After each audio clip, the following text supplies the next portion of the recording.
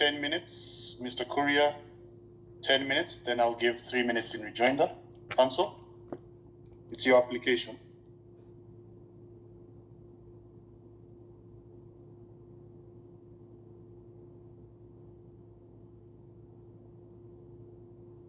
I can see Mr. Kuria, but I don't know, maybe he's trying to log in. Okay, I'm right here. Should I go ahead? Whose application is it? It's my application, Your Lord.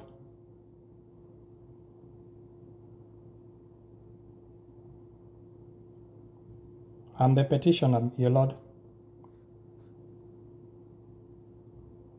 So yes, we subsumed both into. All right, so Mr. Kuria. All right. Thank you, Your Honor. Okay. My name is John Arthur Kuria, also known as John. Yes. Sorry? Proceed. Okay. My name is John Arthur Kuria, also known as John Kuria Waruimbo.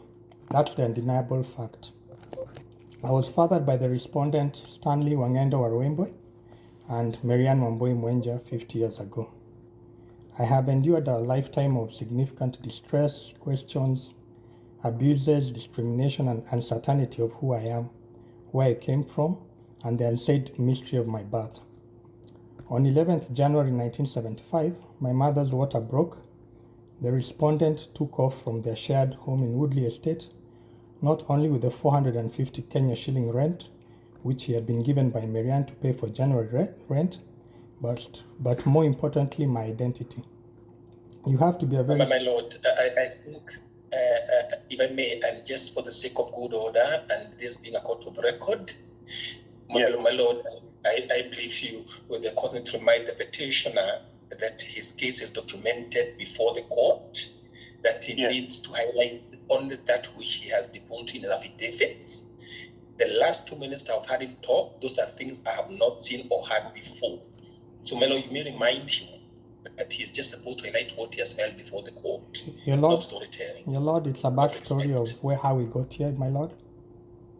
And I believe it is in the written papers. Mr. Kuria? Yes, sir. Sorry, just a moment.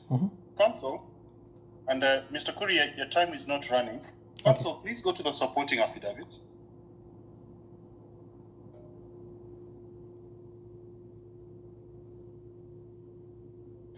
Supporting affidavit in the matter, it is dated 20th September 2024. Yes. If you look at paragraph 2, I was born in 1975 and I am identified as the biological son of the respondent herein and Marianne Wamboi from the relationship the two had in the past. Before you interjected, he was around paragraph 5. Now, I appreciate your objection, and normally I would allow it, but as a lay person, perhaps he can be given some latitude. If he is submitting on things within his 10 minutes that may not aid his case, I will record them and they will not aid his case. But let's give him some latitude. Thank you, Judge. Thank you, Your Court, Your Honor.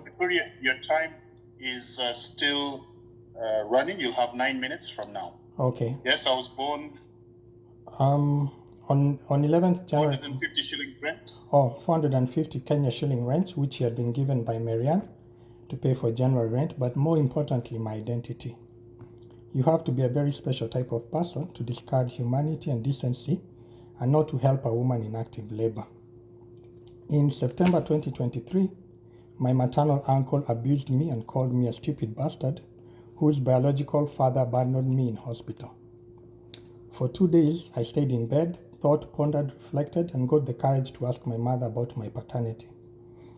Your Honor, the only name given was Stanley Wangendo Waruimbo, and the backstory of how they lived together, first in Karioko, then Woodley in the early 1970s.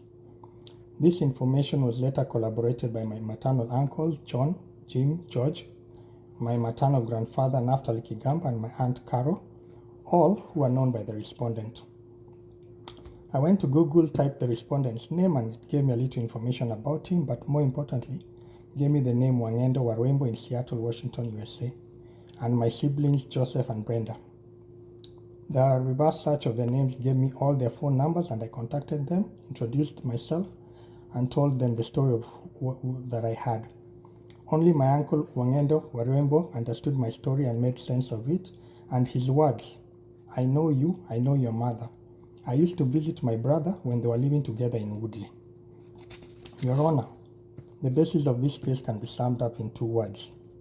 Deny, deny, deny, which is the respondent's false, unethical, misguided, and utterly ridiculous way of attempting to lie to nobody at his particular advanced age of 78, and DNA, DNA, DNA, the golden reliable certainty that will eliminate any doubt between Waruimbo Sr. and Waruimbo Jr. being one and the same, and in all fairness, to help set the respondent free. Your Honor, if we were physically in court and you as the Honorable Judge were to turn to ask your assessors of their wise opinion on the matter, on whether my head, nose, ears, and mouth seem like they came directly from the respondent, they will look and say in unison, "Mzee wacha kupotezea koti masaa, huyo mtoto anakufanana kabisa kabisa." Your Honor, but I am not relying on close physical attributes of the respondent and myself or any of his other known biological children, Joseph, Brenda, and Edward. My submission to this Honorable Court is one document. The respondent has bombarded the Honorable Court with more than 78 pages of assorted documents in an effort to delay, divert, and mysteriously attempt to uphold the lie that he has crafted over half a century. In December 2023, I took a DNA test in Seattle, USA, with my paternal uncle Wangendo Waruimbo, a good, welcoming, honorable man who is the respondent's older brother. Lo and behold, 15,000 kilometers from my hometown of Eldoret, my DNA matched with 99.5% certainty. My uncle told me who I was, who my father was, who my late grandparents Paris and Joseph were, my culture and heritage, my bloodline, my roots. I felt peace, I felt enlightened, a sense of belonging, I felt answered, but nevertheless still betrayed, because when we reached out to the respondent, he still kept up the false narrative of deny, deny, deny. Your Honor, my constitutional rights have been gravely violated since I was born and up to today by the respondent. My humble submission to the court is, once a Bill of Rights has been violated, the respondent cannot be allowed in any way possible to invoke Article 24 of the Constitution on Limitation of Rights. Your Honor, Article 23 of the Constitution grants the authority to uphold and enforce the rights. I am seeking a redress for these rights. Your Honor, the respondent's rights to privacy can therefore not be allowed to supersede my right to have a DNA test conducted to determine my paternity and his fatherhood. Your Honor, Article 48 and 50 of the Constitution of Kenya will stand violated if the reliefs sought are not granted. Your Honor, Article 53 in matters of paternity, which are guided by the law and common sense, the Constitution states, "A child's best interests are of paramount importance in every matter concerning the child." Your Honor, Children's Act 2022, Part 2, 3, and 8 mandates all judicial and administrative institutions to treat the interests of the child as the first and paramount importance and consideration to the extent that this is consistent with adopting a course of action. Your Honor, the court is here to help determine the truth. This can only be discovered through compelling both myself and the respondent to take a supervised court DNA test. Your Honor, HCK versus EJK in brackets 28 KLR states that there was need to establish a link between the person claiming paternity and the one claiming non-paternity. Your Honor, it has been clearly established by the DNA test between myself and the respondent's older brother that there is a direct link. The DNA that I received from the respondent at conception in Kenya is the same DNA that I have even here in the US. To educate the respondent and help demonstrate his misguided, malicious discrimination and perpetuation of his actions are against Article 10 in brackets 2 of the Kenya Constitution and rebuke his erroneous submissions, I will state to him, DNA does not change by location. My DNA did not come from E.S. Wangusi, whom and you know very well, nor from your brother, as you maliciously put in your false submission to the court. Additionally, your submission to the Honorable Court of my purported identity card and how you got it from downloading from my Facebook is comical. You actually submitted a KRA PIN which you got from Eldoret Lands Office. I have a new email too, jkwaruimbo@gmail. So if you follow the same natural and reasonable mistaken construction that you pointed out in regards to my email address, swwaruimbo@gmail.com, are father and son. Your Honor, the respondent has been implicated as a father by virtue of having lived with my mother, but continuously denies. It leads to either true conclusion. The respondent was not of sound mind, ignorant, or nearsighted to notice his partner's growing belly over 9 months with his undeniable seed, or as a product of anonymous rape, and in defense, as stated by the respondent, he truly does not recall or know my mother. Your Honor, even if that is the case, every child born within or outside marriage, one-night stand, rape, has a constitutional right to know his father. GDW, in brackets minor versus DMM, 2015 KLR, and furthermore, Justice Ngugi in LNW versus AG and 3 others, EKLR 2016, in the spirit of equality, non-discrimination, and justice, where a person has reasonable grounds for believing that he or she is a biological child of a runaway father or mother, nothing should bar them from seeking a determination as to who the biological parents are. Your Honor, a man implicated... You have about 2 minutes left. Thank you. 2 minutes left. Your Honor, a man implicated into fatherhood which he denies should readily embrace such an opportunity to prove his accusers wrong. Your Honor, the respondent has declared that he does not recognize a DNA test between his brother and long-hidden son because it was done in a different country outside the jurisdiction of a legal court, and this implies that he is ready to have it under the strict supervision of a Kenyan court. In conclusion, I urge the court to exercise its discretion judiciously, following the compelling evidence submitted of 2 individuals, both thousands of kilometers from their home country, having the same shared DNA. Your Honor, we are aware that the respondent is making efforts and machinations to induce bribe and ensure falsification of the anticipated DNA test at the preferred government testing facility, and we ask you... Mr. Kuria, my apologies, Mr. Kuria. Okay. I am supposed to record everything that you state, okay, unless it is unsafe. Okay. There is no evidence that what you are accusing the respondent of is a felony.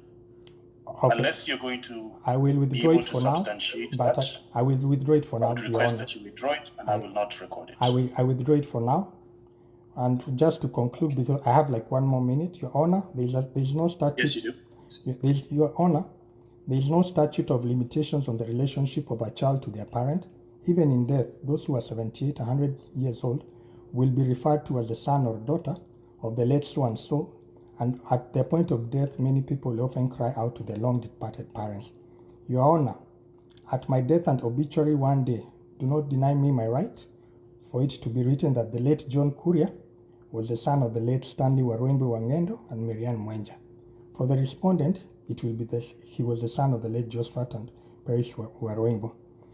2 words, Your Honor, to conclude: deny, deny, deny, yes, or DNA, DNA, DNA. Thank you, and I appreciate you for giving me the time to address the court. Thank you. I have a number of questions. Go ahead, Your Honor. I have 3 questions for you. Yes.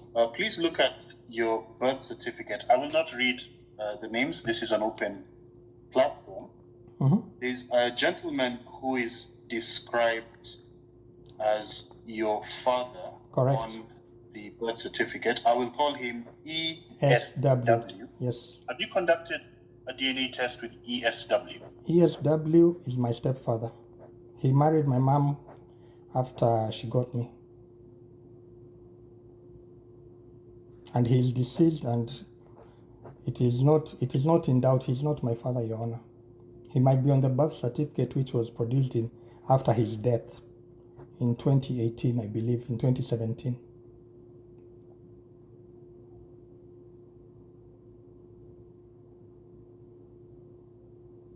The birth certificate was produced on 30th of July 2018 after his death. Yes, in 2017. Did he have any children? Yes, he has. He has children with my mother.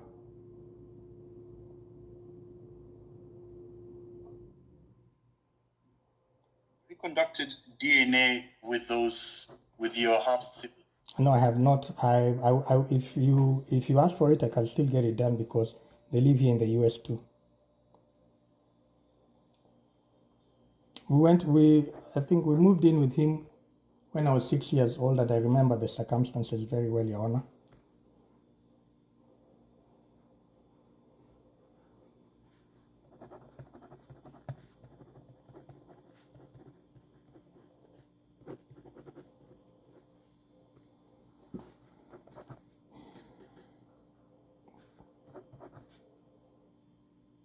So my second question for you follows on from the first question, and it is on the birth certificate. Yes.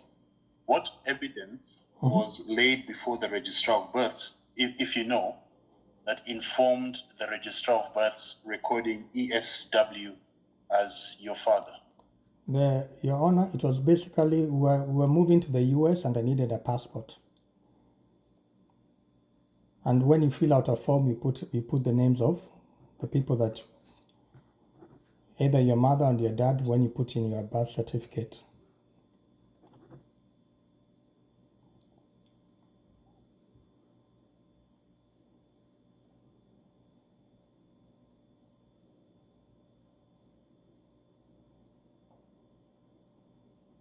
You're the one who filled out those forms? Yes, Your Honor.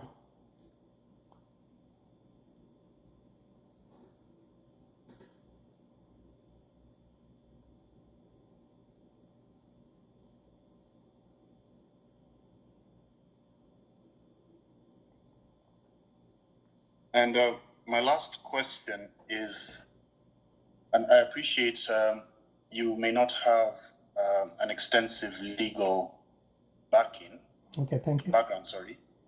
If I was to order the DNA test at this stage, as opposed to as part of a final order, what do you consider would be the consequence of that for the main case? The main case, Your Honor, he has been implicated that he is the father, and there's no way me and my uncle we could possibly have come up with something 15,000 kilometers away from my hometown, meeting up with somebody who has the same DNA as I do, and then being told that the same Wangendo Waruimbo, who shares the same family name, who is the older brother, and it being pointed out clearly that my father is Stanley Waruimbo. The only thing that it would do, it would put a rest to everything, because Your Honor, having not had a father, having been a stepson to my stepfather, there's a lot of discrimination which a lot of people don't understand that we do undergo, because you'll always be regarded as pembe moja. You'll always be regarded derogatory in so many ways, and sometimes just to put at rest for anything and for my peace and it is just to put the issue to the court to grant us a DNA test, because everything points to the fact that Stanley is the father. It is not something which is in doubt. If I had not done a DNA test with his brother, I would have said that there is a possibility that maybe my mom doesn't know who she's talking about. But when everything you point out everything points out that he is the father, and there is no reason. It is a simple test. There is no reason for him to say that he should deny it.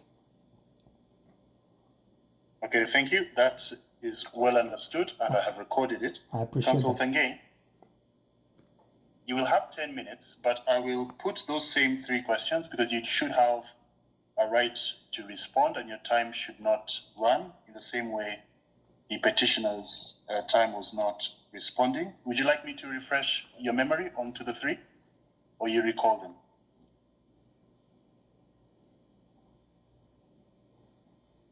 You're still muted, Counsel. You're muted. Oh, sorry about that. Yes, Judge. I think I recall there are 3 questions on the birth certificate. Yes, so the first is whether he has, the petitioner, whether he has conducted a DNA test with ESW. Please let's refer to the gentleman as ESW. He answered in the negative, and then I asked whether he has conducted with any siblings or any children of ESW. He said he has not, but since they're also resident in the United States, that can be easily done.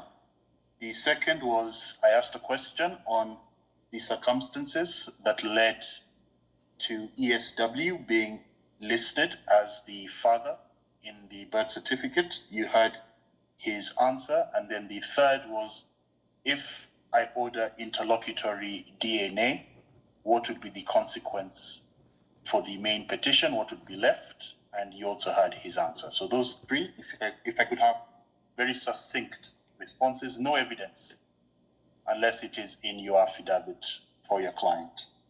Yes, please, counsel. So you'd like me to answer this now? Sorry? You'd like me to give my response to this at this stage? Yes, at this stage, and then your time will then run for your 10 minutes. Thank you, my lord. Thank you. I would only wish to, my lord, indicate that it was said that that birth certificate was issued after the death of ESW. Yes. That, my lord, is not correct. When you retire to look at that birth certificate, it was registered on the 12th of January 1975, 4 days after the petitioner was born. Yes. And as it is on the face of it, it is indicated the petitioner has a father. That information, my lord, can only have come from one source, not the petitioner, but the mother. Yes. Nobody can tell the father of the child better than the mother. I will not say anything more, my lord, on that birth certificate. Yes. On the interrogatory stage, my lord, relief, I just want to clarify that when you took directions earlier, we agreed that you'd hear both the motion and the petition all together. And the submissions, my lord, that we filed, myself and the petition, our composite, and more particularly on the petition. I could be wrong, but okay, let me explain that. Yes, my lord. Nothing stops the court from issuing an interlocutory relief or an interim relief ahead of the judgment, because it may become apparent to me when I retire. It may, I'm not saying it has. It may become apparent to me that I cannot deal with all the issues. So I need to break the judgment in two, order a DNA, and then determine, for example, damages. Yes. Yeah. So what I was asking is, can that be done? And what would then be the consequence? Very well, Judge. I will, for that, I will also, in answer to that, refer, my lord, to the information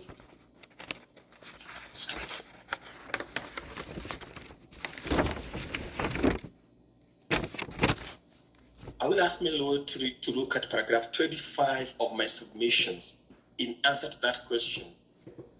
Yes. So now that you mentioned your submissions, your 10 minutes starts running from now. Very well. Yeah, thank you, Judge. Because the decision at paragraph 25 and 26, my lord, will guide us and the court on the threshold of granting an interim relief in matters DNA. And particularly, my lord, yes, when it does not involve a child. I'll be showing you, and it has been said that the petitioner is a 50-year-old person. For sure, no child is that age. But more importantly, is that this request is being made 50 years later.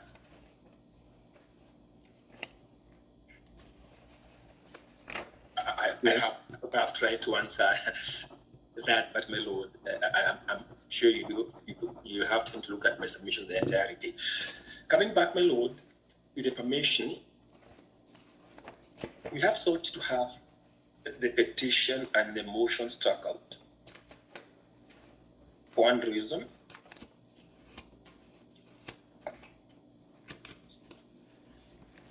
my Yes. lord, at page 4 of the applying affidavit is an admission by one Kuria advocate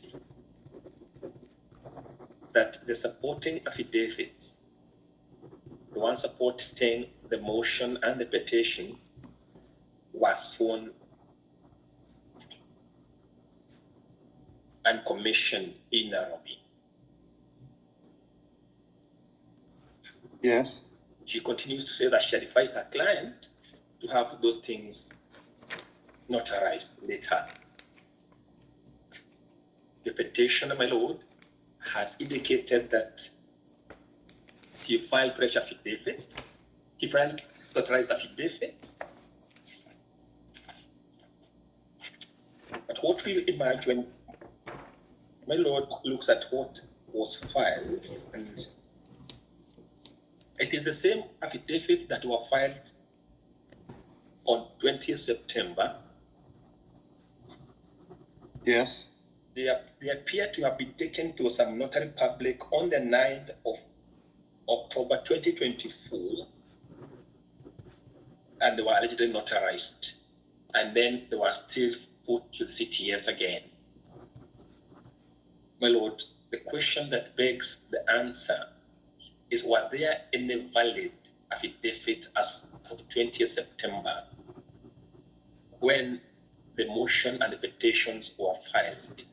My lord, the answer is no. It is tried law that you cannot amend an affidavit. You can only seek leave to file a fresh affidavit. What is curious, my lord, is that the same affidavit that were refiled are still marked, and I read, sworn by the said John Arthur Kuria at Nairobi, this 20th day of September 2024. My lord, an oath is only taken once. And the purpose of an oath is for the person taking the oath to appear before a commissioner or a notary public, as the case might be, and take the oath. You cannot take an oath virtually.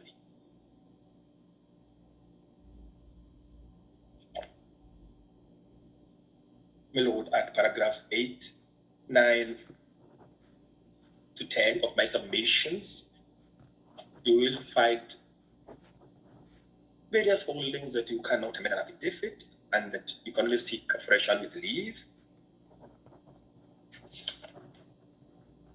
My lord, if affidavits are in the nature of evidence, this petition, my lord, and the motion for DNA, the only evidence supporting them is constituted in the affidavit. We are not doing an oral hearing. The moment those affidavits are found to be defective, as they are, the petition stands without any evidence, the motion stands without any evidence, they must collapse. A person seeking DNA, my lord, must in the first instance lay a factual basis before you go to the law. That factual basis can only be constituted in an affidavit. Yes. Nothing stopped the petitioner. The moment you put them on notice, my lord, that these affidavits are bad, and their counsel confirmed that, nothing stopped him from withdrawing these affidavits and filing fresh ones with leave. This, my lord, is the law. It may sound very harsh, but this is a court of law. I urge, my lord, to fight and hold that there are no affidavits in support of both the petition and the motion. Yes. And take the view in High Court case number 539 of 2024 as strike out the petition and the motion alike. My lord, I refer to paragraph 12 in my submissions. On the main petition, my lord, your permission. Yes. Number one, the petitioner is faulting the respondent for having been an absentee father, for having taken him through a lot of trauma and all those kind of things. My lord, the respondent has never been known to either the petitioner or his mother up to and including July 2024. My lord, you'll find a letter at page 1 of the replying affidavit. And the mother is telling is introducing the son, the petitioner, is introducing the son to the petitioner, the respondent. And you look at it, my lord, and I only need to say one thing. She says, I said this because you and I have a son. 50 years later, my lord, if the respondent had any clue about a son with the petitioner's mother, that introduction could not have been necessary. But more importantly, my lord, when you look at paragraph 22 and 24 of the petitioner's affidavit, petitioner's petition, he categorically admits, in fact, at paragraph 24, he says, we have never met and interacted.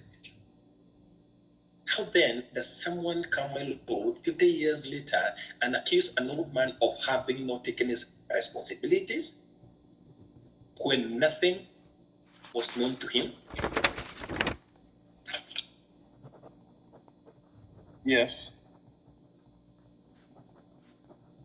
I want, my lord, tie that point with a decision in my submissions, the information, my lord. I'll ask you to, when you start to look at paragraph 26. It's a decision by your sister Justice Mafeka. And my lord, yes.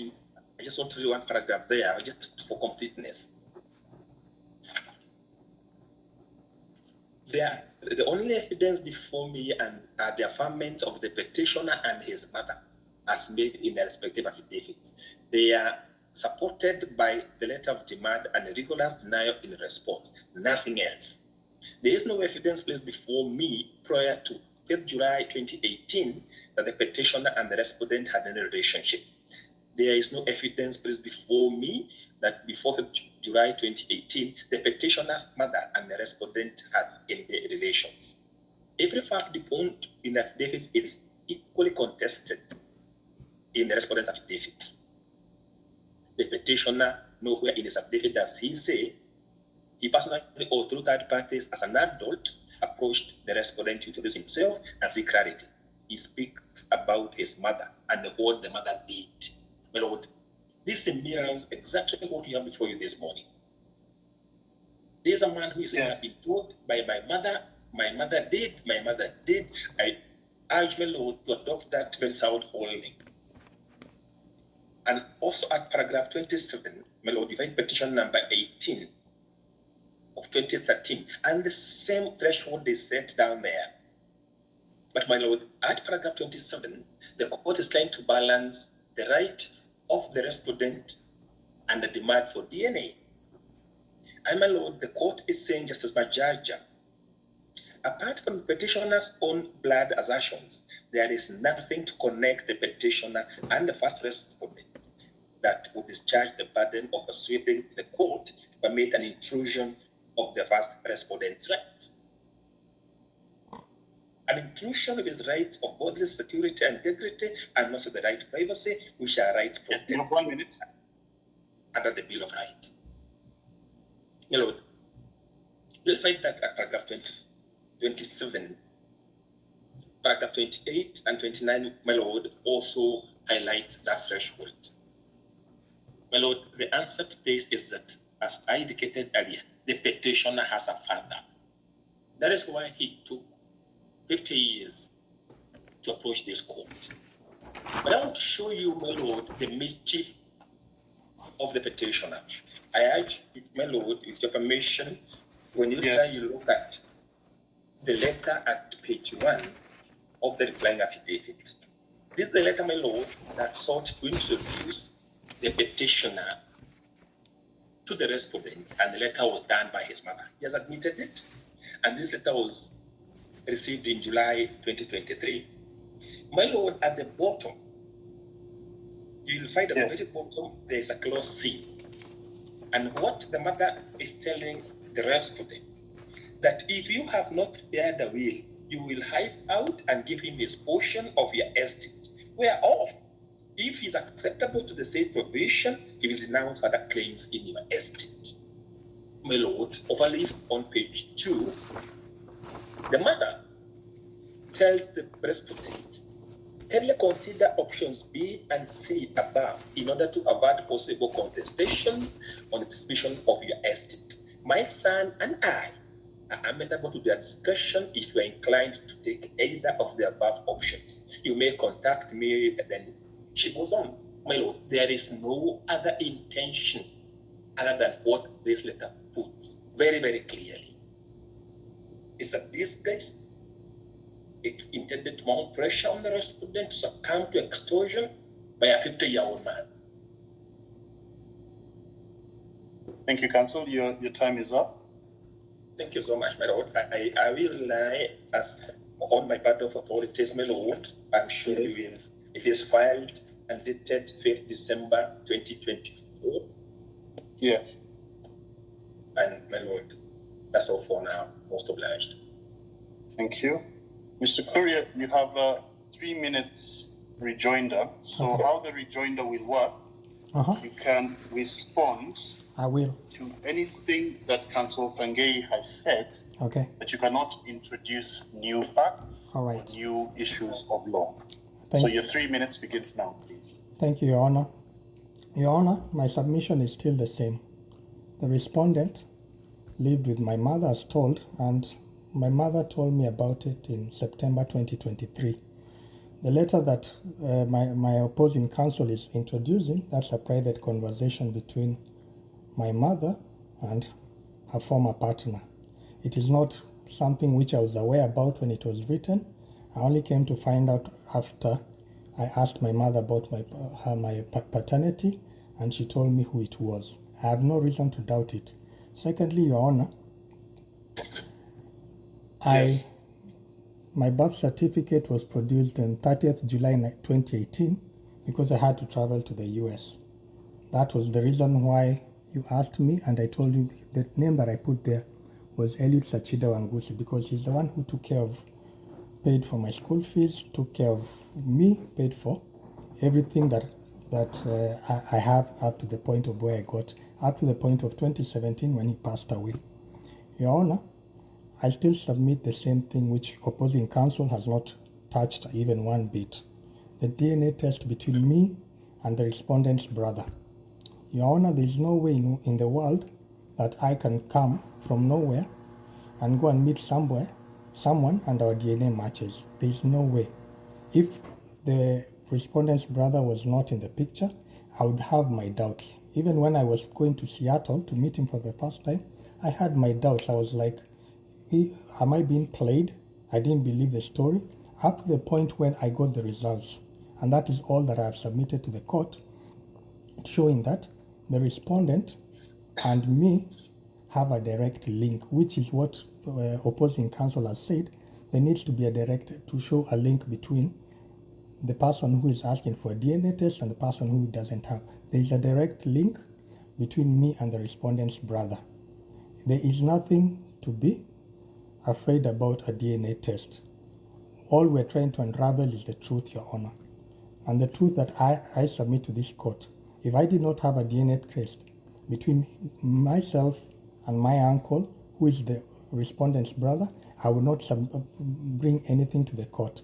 Your Honor, I still urge you to look at the facts, not the lies, not anything else, not anything which is beyond what every court in this world will stand by, which is DNA, which legally, scientifically, and in all sense is all that we need to be looking at. I thank you, and I appreciate you for giving me the opportunity. Thank you. So there is my lord, if I just with a lot of kindness, if I may just say that the issue of just goes here is the DNA that was taken has been responded to, both Yes. my papa affidavit and my submissions. My lord, you'll speak to see our response. Yes, I've read that. There's just a minor housekeeping issue I would like to have. Just give me a moment. System has locked me out.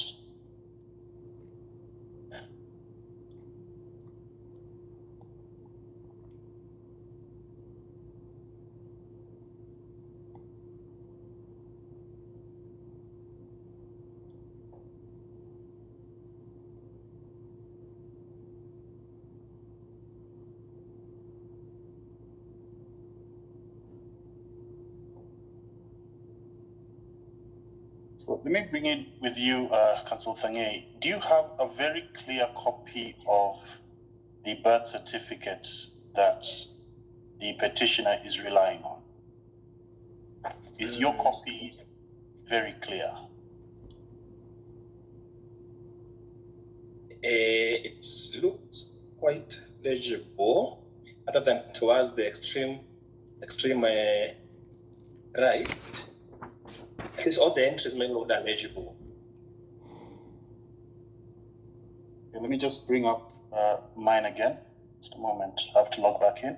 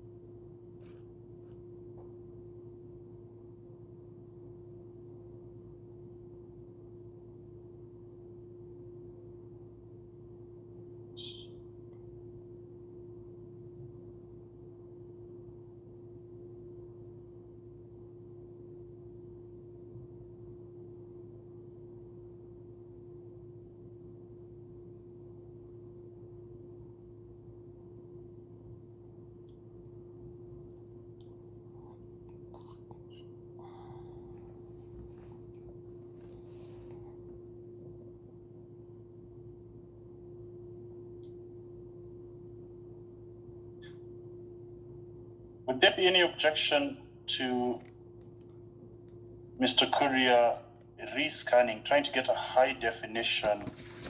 I have it right here.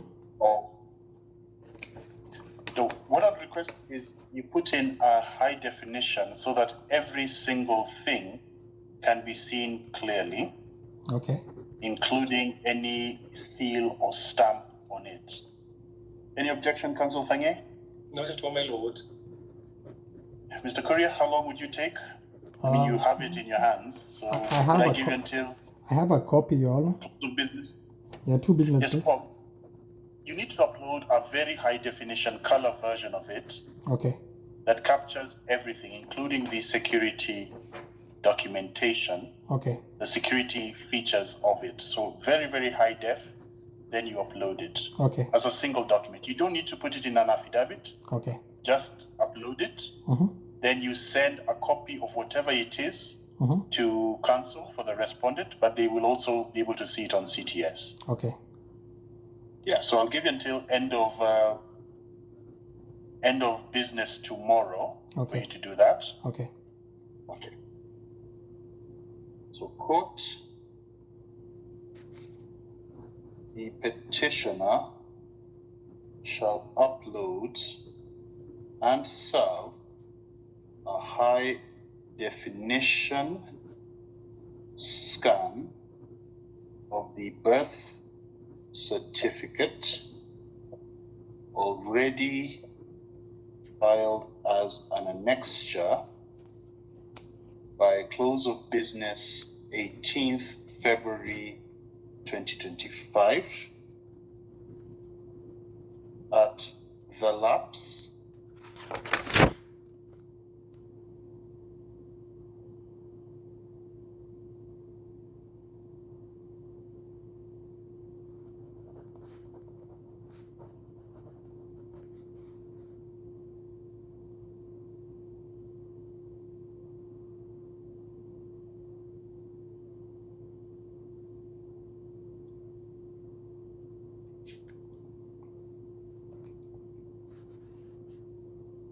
Mr. Kuria, Yes, sir. sorry to take you back.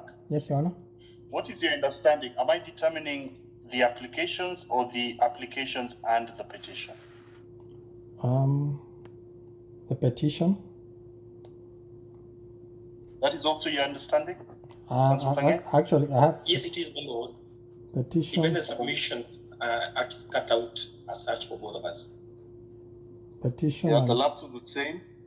The matter shall be reserved for judgment, and judgment shall be delivered on 60 days. So around the... No, we don't. This one I can do it. This one you can do to me. Sorry, my court assistant is giving me a judgment date. The matter is reserved for judgment, and judgment shall be delivered on 10th of April 2025. Which day is that, Your Honor? Is that of the 10th of April. Which day of the week, Your Honor? It's a Thursday. I deliver my judgments. Yes. I'm usually unavailable on Thursdays, Your Honor. I apologize. If we can take, even if it's a later date, but it should be a Monday or Tuesday or Wednesday. Let's go forward. So we have recess. Okay. After that, and then that will take us to May. That's no objection. So I have timelines within which I'm supposed to deliver. So if the 10th is inconvenient, can we take the 8th? I appreciate. It is fine, my lord. Yes. Yes, 8th Your of Honor. April. Yes, 8th of April 2025 at 10:30 a.m. virtually. Should the court find it fit and just, it may issue a notice to parties taking out that date and mentioning the matter for possible interlocutory relief pending judgment. So I'm not saying that is what I'm going to do. I will just leave that as a fallback. If, as I'm writing the judgment, I find a reason to give part of the judgment, I will then call the matter forward. So thank you, both of you. Have a good day. Thank you, sir. Thank you, Judge. Have a good day, sir. This matter is reserved for judgment. So that was my only matter. I can see there's a hand up from Counsel Kinyanjui. Good morning. How may I help you? Good morning, my lord. Harrison Kinyanjui.